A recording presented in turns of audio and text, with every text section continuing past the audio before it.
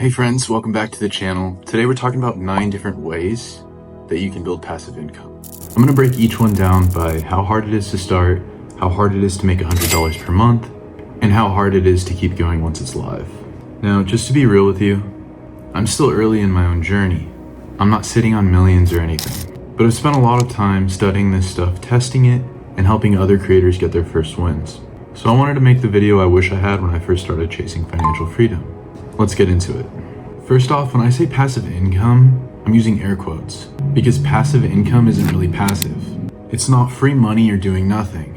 What it really means is money that isn't tied one-to-one to your time. You build something once and it keeps earning you money over time. And this is huge. It takes a long time to actually get going. There's no get rich quick trick. You have to build real value that people want. Ignore the scam comments and shady ads because trust me, they are lying. Now, the first one is a classic. It's going to be investing in stocks. You're basically letting your money work for you instead of it sitting dead in a savings account. Think S&P 500 type of stuff. How hard to start? It's about 1 out of 5. It's pretty easy. How hard to hit $100 per month? That's about a 3 out of 5 stars. You'll need about $12,000 invested. How hard it is to maintain? That's about 1 out of 5. You can simply set it and forget it. Now, if you're just starting, even $50 a month into index funds can add up over time. But keep in mind, I'm not a financial advisor. These are just my opinions. Number 2 is going to be starting a YouTube channel. This one's close to home for me because you're literally watching it happen right now. Starting is easy and uploading from your phone is enough. I'm actually doing that right now. This is recorded on my iPhone 12. But growing, it's going to be the hard part. It might take you months to get a few hundred subscribers, but honestly, that's pretty normal. It's okay. Now, how hard it is to actually start? It's about 1 out of 5 stars. How hard it is to hit $100 a month? It's about 4 out of 5. And how hard it is to maintain? It's 2 out of 5. But truly, that depends on your consistency, because consistency at the end of the day, that's going to be the main thing with all of these. If you're in this for fast money, YouTube's going to humble you. But if you're consistent and care about making good stuff, it's going to be one of the best long-term plays. Third, starting a podcast. Starting one is simple. Growing one, it's going to be a little tougher since there's no real algorithm like YouTube has. Now, how hard is it to actually start? That's going to be about 1 out of 5. How hard it is to hit $100 per month? That's about a 3 out of 5. And how hard it is to maintain? That's going to be 2 out of 5 stars. But if you can build even a small, loyal audience, brands are willing to sponsor you, especially pretty early compared to other platforms. Next up is going to be affiliate marketing, aka recommending stuff. These are going to be things that you like and you're going to be getting a cut out of it. Starting is easy. There's tons of programs out there like the Amazon affiliate service, Whoop, that's a new one that I highly recommend checking out, and Skillshare to name a few. But making real money takes real trust and traffic. Now, how hard is it to actually start? That's going to be about a 2 out of 5.